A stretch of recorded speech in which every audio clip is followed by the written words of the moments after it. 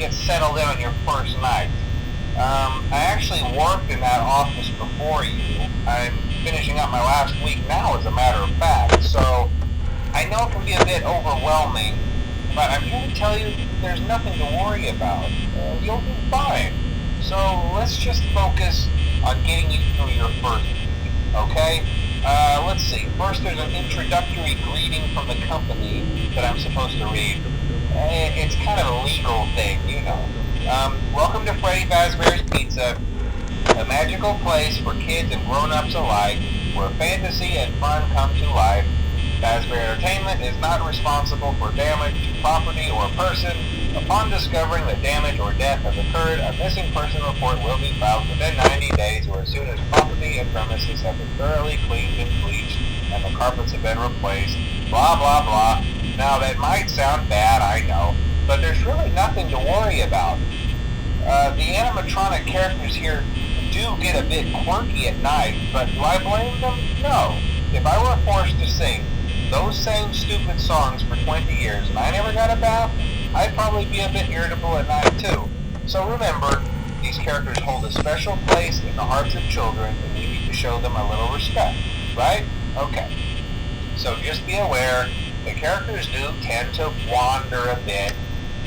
They're left in some kind of free roaming mode at night. Something about their servos locking up if they get turned off for too long. They used to be allowed to walk around during the day too, but then there was the bite of 87. Yeah, it's amazing that the human body can live without the frontal lobe, you know?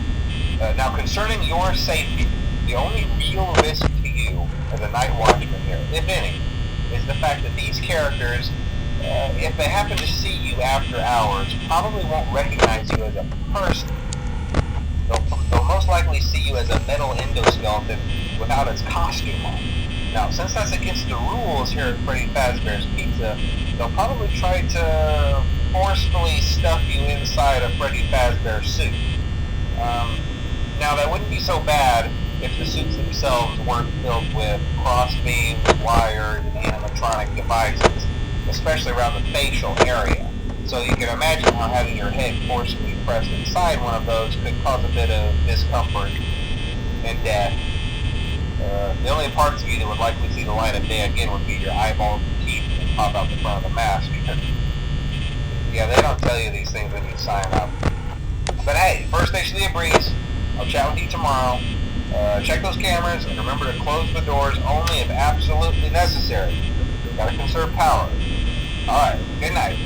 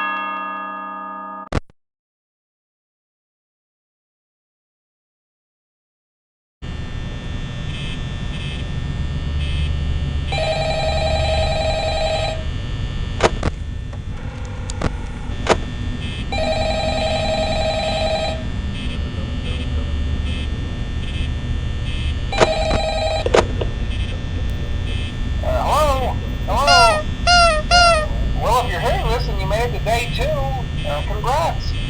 I won't talk quite as long this time since Freddy and his friends tend to become more active as the week progresses. It might be a good idea to peek at those cameras while I talk, just to make sure everyone's in their proper place, you know. Interestingly enough, Freddy himself doesn't come off stage very often. I've heard he becomes a lot more active in the dark, though, so hey, I guess that's one more reason not to run out of power, right? I also want to emphasize the importance of using your door lights. There are blind spots in your camera view, and those blind spots happen to be right outside your doors. So if you can't find something or someone on your cameras, be sure to check the door light. You might only have a few seconds to react. Not that you would be in any danger, of course. I'm not implying that. Also, check on the curtain in Pirate Cove from time to time. The character in there seems unique in that he becomes more active if the cameras remain off for long periods of time. I guess he doesn't like being watched. I don't know. Anyway, I'm sure you have everything under control. Talk to you soon.